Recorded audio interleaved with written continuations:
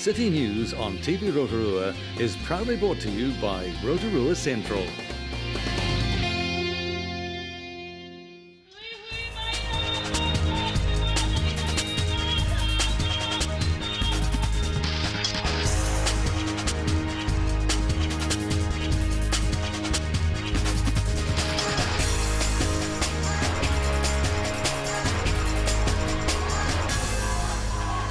Kia ora, tonight on City News.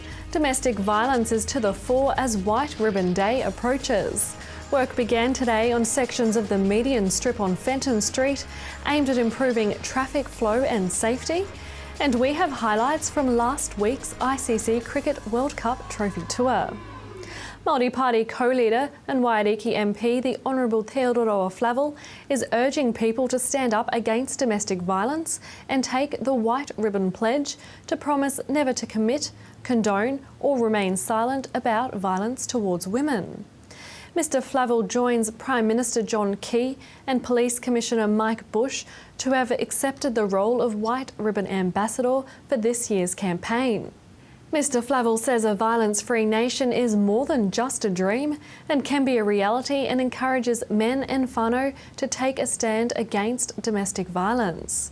White Ribbon Day is on the 25th of November and events are planned throughout the country. For more information on the White Ribbon campaign and to take the pledge, visit whiteribbon.org.nz. Work began today on sections of the median strip on Fenton Street near the Sir Howard Morrison Performing Arts Centre and Police Station, aimed at improving traffic flow as well as providing an easily accessible refuge area for pedestrians to cross Fenton Street safely. The extended median strip will remove right-hand turns at the intersection. Once the project is completed, traffic along Fenton Street in either direction will be restricted to left turns only into Haupapa Street. Similarly, traffic in Haupapa Street will only be able to turn left into Fenton Street. District Councillor and Inner City Revitalisation Portfolio Lead Karen Hunt says the works are part of the Council's ongoing commitment to revitalise the inner city and to improve safety. Traffic will be reduced to a single lane for part of the time, so the Council is asking people to be patient and careful for the short period while roadworks are underway. The project is scheduled to take approximately 3 weeks. A scavenger hunt is planned tomorrow to help raise funds for the Rotorua branch of Big Brothers Big Sisters.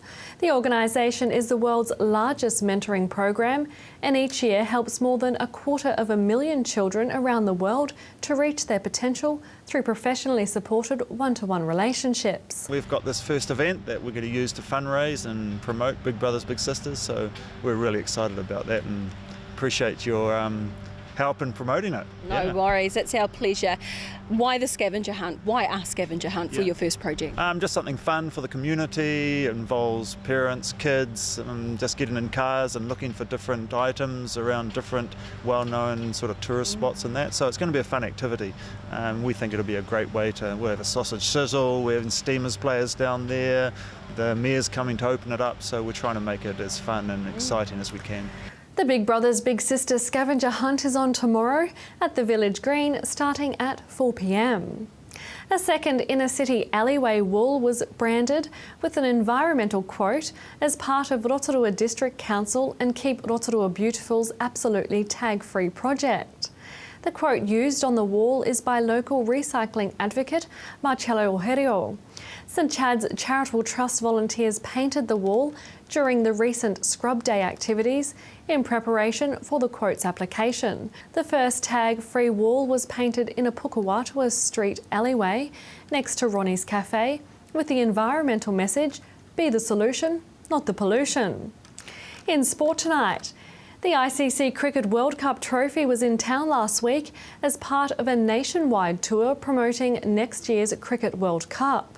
The event featured an interactive exhibition on the history of the tournament, cricket skills challenges and giveaways. Former Black Cap Chris Harris was also on hand to help promote what's being called our biggest ever Summer of Cricket. We are here though with part of the World Cricket Trophy Tour, so we're taking the World Cup from Kaitaia to Bluff, and obviously we couldn't miss out Rotorua. I love being here, we all love being here. We've had schools down here, Rotorua Primary came down and did a puffery. It was unbelievable, so we're feeling very welcome and happy to be here. To your weather update. Tonight, rain with strengthening northwesterly and an overnight low of 11. Tomorrow, Tuesday, mostly fine with westerlies, a high of 18 and a low of 7. And looking out to Wednesday, fine spells with a few showers, westerlies, a high of 17 and a low of 8. In the marine weather forecast for tomorrow, westerly 25 knots, easing to 10 knots in the evening, with waves about a metre with gradually easing, mostly fine. Coming up on City News, we talked with Captain Brian Martin from the Salvation Army about this year's Christmas appeal. We take a look at the Volcanic Hills new vineyard, and we cover the Honourable Dr. Jonathan Coleman, Minister of Health's visit last week at Lakes DHB.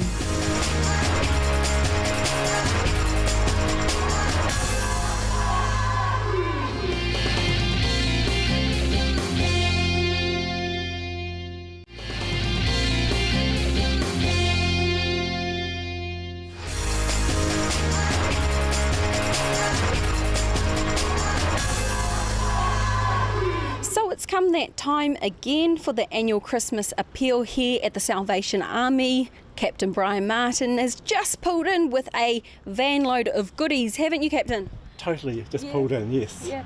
Where have you been? Where did you collect all these goods from? Once a week, the Countdown supermarkets in Rotorua, they donate to us all the goods that may have been slightly damaged, or things that may be needing to be used up by a certain date. So every week we get from both Countdowns in Rotorua. Oh, look, kind, generous, look. That supports us all year round. If it wasn't from them, we would be in the car. And so, annual appeal coming up for Christmas. Busy, busy, busy time of year, isn't it? This is probably our biggest and busiest time of the year. There's so many activities happening, and because we want to make what we do good for people. Yeah, absolutely. So what kind of things do you give to people on Christmas? Okay, so what we do on Christmas is we have a box which we make up, and it's usually things that will actually be for Christmas dinner, and usually a couple of days afterwards. So there'll be chickens, there'll be drink in there, there'll be jellies, there'll be goodies for the children, there'll be vegetables, for roasting and for for the main meal, and there'll be different types of desserts, maybe 3 or 4 different types of desserts for the day, and then a little bit of snacky food like chips and dip and sweets and whatever we get. Yeah, so whatever you'd see on a normal Christmas table, they'll definitely get as well. And what does that day look like? Is it on Christmas Day itself, or is it before? No, we actually do it before Christmas Day, because we actually think it's good for people to actually be able to receive it beforehand.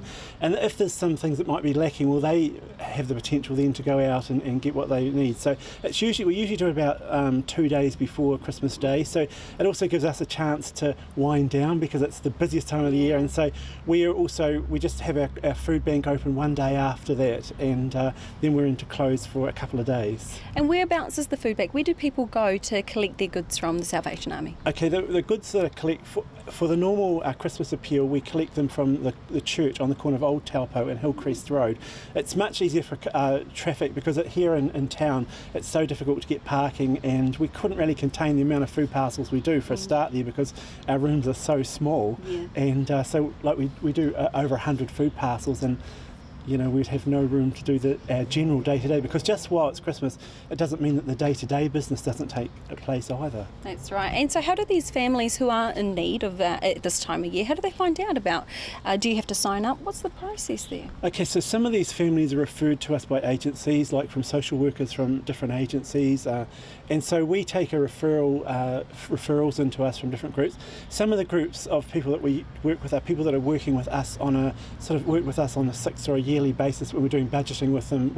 Because we're into making a difference in people's lives, not to supporting their ability not to cope, but we're really into wanting people to change their situation. And so some of these people will be budget clients, some of them will be families that we may have only touched us once a year, but we know that they could actually do with that assistance at Christmas time.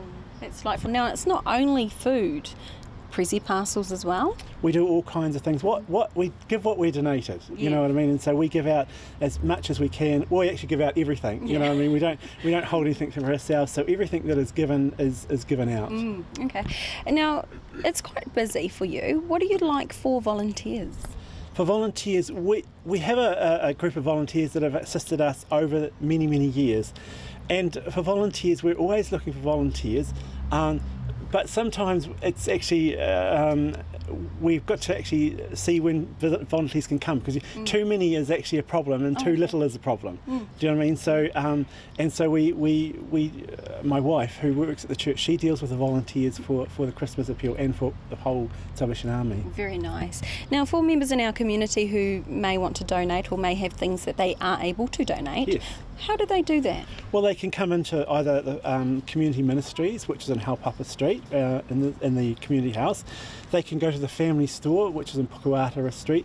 They can drop off at the Salvation Army in Old Taupo Road. They can drop off at the Daily Post Office near I can't remember where it is. The Daily Post Office is great as well, and so there are quite a number of places around.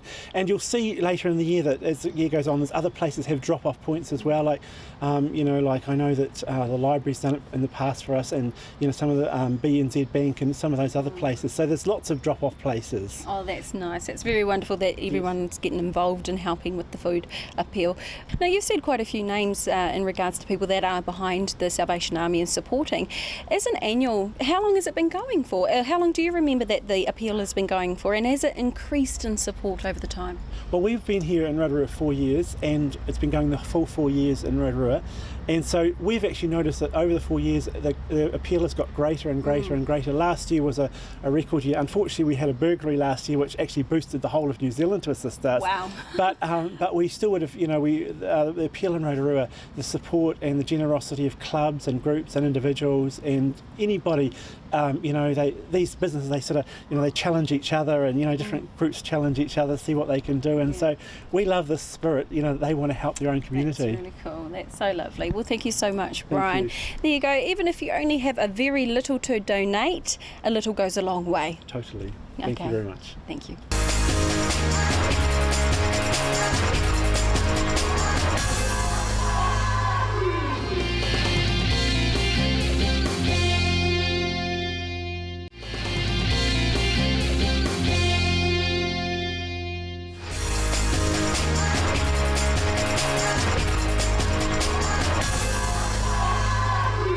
City News is here at our local grape winery to talk with Sean Bear, co-owner of this establishment. Sean, can you please, for those in the audience who may not know about the winery, can you back around it for us? Volcanic Hills began in 2009. Brent Park and myself had been working together for some time for a large winery, and we decided it was time to start up our own venture. And so, with a competitive, cluttered market like wine, we had to find a unique way of trying to deliver what we wanted to do. So Brent, he's grown up in Rotorua, born and bred, went to school here, and he's always had this idea in the back of his mind that Rotorua would be a great place for a winery. So if you consider the fact that, people come here to do stuff, we saw a little hole in the market, so to speak. Okay. So being that there's no great wines being produced or distributed from Rotorua? Yeah, so we're not in a wine region, and traditionally you'd buy your piece of dirt and you would plant your vineyard and you'd leave a small section at the back and you'd have your winery there. The funny thing is that most of the wine regions in New Zealand and around the world, for that fact, are often not where the people are. So we thought we'll carry on growing the vines in the right spots because they're proven, and the quality and the age of the vines was important to us. But we'd bring our winery and certainly our tasting room up here, and we'd sell directly. Okay. So how long have you been in Rotorua for? We came to Rotorua, so the company's been going 5 years, and we came to Rotorua December 2012, where we opened our doors then. And what have the feedback been at the moment from the locals? Really good, really good. We've been rapt actually with how the locals have got behind us, particularly business and council have been huge support. And they love the fact that we brought something to town that, we want the locals to get behind us and own it as their own. And so you've got quite a few local businesses that are stocking your wine? Absolutely, absolutely. So we've got, so we're only on premise, or only in restaurants. We don't sell in supermarkets, and the trade, particularly in Rotorua, the hospitality side of things have really got behind that. Okay. So there's a little bit of a hype because you've just recently planted, a couple of lines of grapes. So why is that?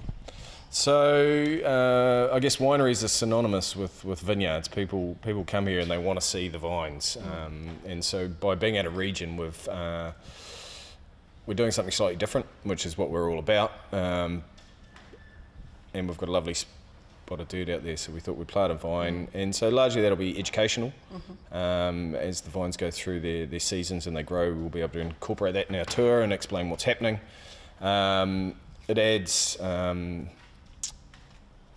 adds to the look of the winery, obviously, and we're certainly going to make some fruit out of it. Oh, good. Okay, that's good. Yeah. Make some wine out of it, sorry. Yeah. And so what has the feedback been from the industry itself? Colleagues or past colleagues were kind of like, what are you doing? This is crazy. But close friends who I've worked with in the past have all come to see what we're doing, and they're all, they like the initiative, I think. They're like, good on you, give it a go. Yeah, okay. So positive, definitely. Yeah. So are you doing anything new? Always trying to do something new. Certainly this is new. We evolve our style. It's always evolving. So, you know, with wine you only get to make wine once a year. And so you spend the rest of the year thinking about the next year. And certainly I think our Pinot Noir style is evolving. The fact that we sell directly means that we don't have to sort of fit inside the box stylistically, albeit we're not too crazy on our style, but we're always trialling and trying to evolve what we do. And what varieties are you currently doing? So New Zealand's a cool climate as a generalisation. You know, Australia's hot, for example. So I think, well, our opinion is that you excel in white wines and Pinot Noir. So we've got 2 Pinots. Pinot really likes growing in New Zealand, and we really want to show that off. So we make a Martinborough Pinot and a Central Pinot, and the two are quite different, but both have their own merits. Okay. Sauvignon Blanc's the hero in New Zealand. You know, it's 75% of what we do as a country, and the world really likes our style. Okay. So we've got that ticked. Pinot Gris trending a lot at the moment, and so our Pinot Gris sales are going really well. And stylistically, I think New Zealand's found its sort of its ground in the market, and that's proving quite popular. And we've still got Chardonnay. Chardonnay's a great grape. Yeah. And are you finding that you're also exporting?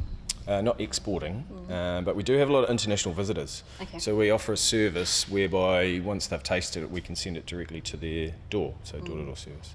And that's also part of the reason why being here and selling directly, I think small businesses with the advent of the internet, you know, we can be more direct to customer. So, you know, you meet the producer and you have a good time and you ring them back up and you send it out to them. Yeah. All right. Well, thank you so much, Sean, for having us. It's been great. Thank you. Cheers.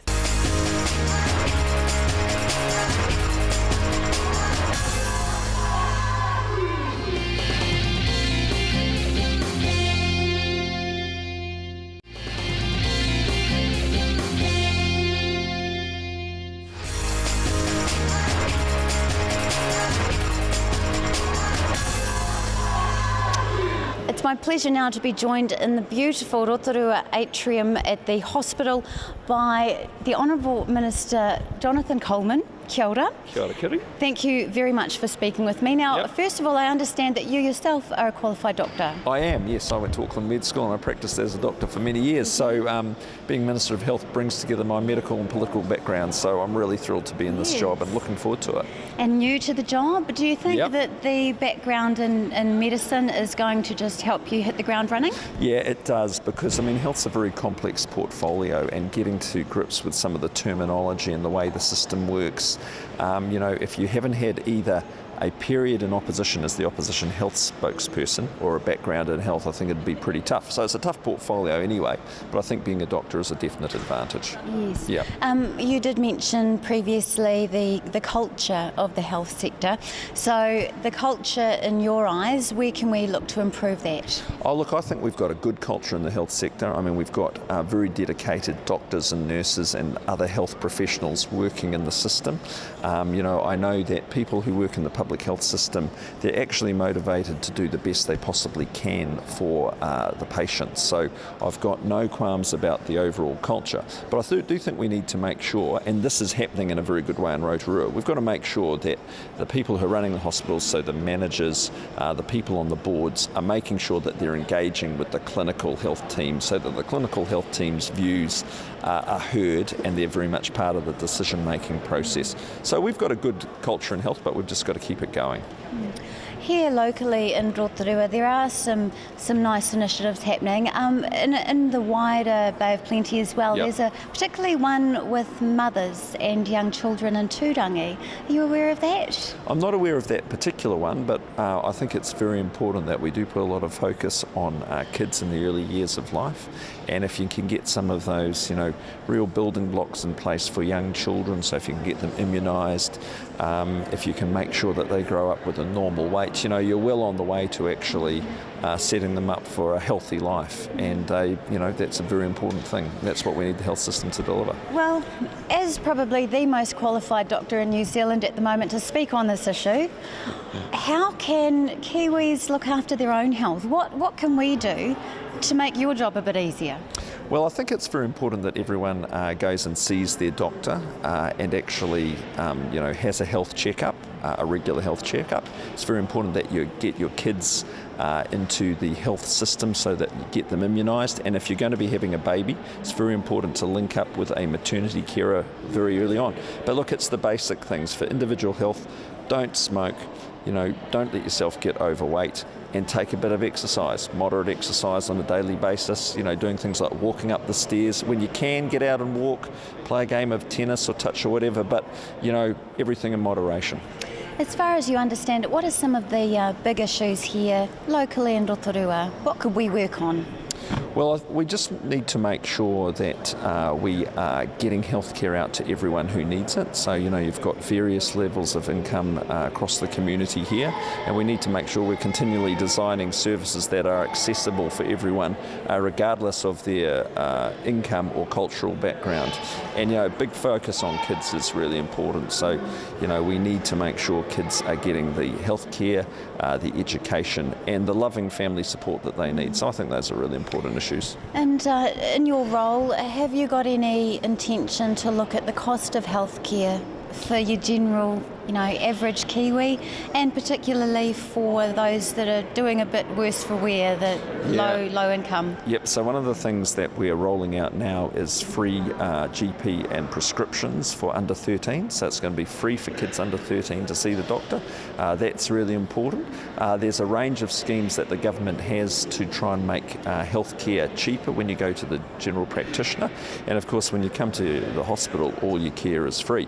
So the costs of health are something that grow all the time, and the government's very conscious of managing those, but the overall aim is to make sure that all New Zealanders can get access to great high quality healthcare. So that's the aim. Cool. Is there anything else that you would like to cover? I'd like to give you the opportunity to speak on something without me firing a question. Yeah, sure. Well, look, it's great to be here in Rotorua. My wife's from here, and I got married here to my wife, and my mother-in-law lives here, so I've had a long association coming down here. I've had a lot of good times here, and it's a great town. I really enjoy the opportunity to come down here as Minister of Health, and looking forward to coming back here on many other occasions. Nice. Well, you have to come here during the summer. It's a very healthy place during the summer. You get out lots of outdoor activities absolutely. and some good lots salads. Of good things to do in Rotorua. Absolutely. Thank you very much for your time, Gary. and good luck with the portfolio. Thank you. Good one. Thank you. Cheers. That was the Honourable Dr. Jonathan Coleman and Minister of Health talking with Kitty Danielle. If you have a story idea or you'd like to contact us here at TV Rotorua, you can phone 07 3488 984 or email news@tvrotorua.co.nz. Thanks for watching tonight. Pumaria.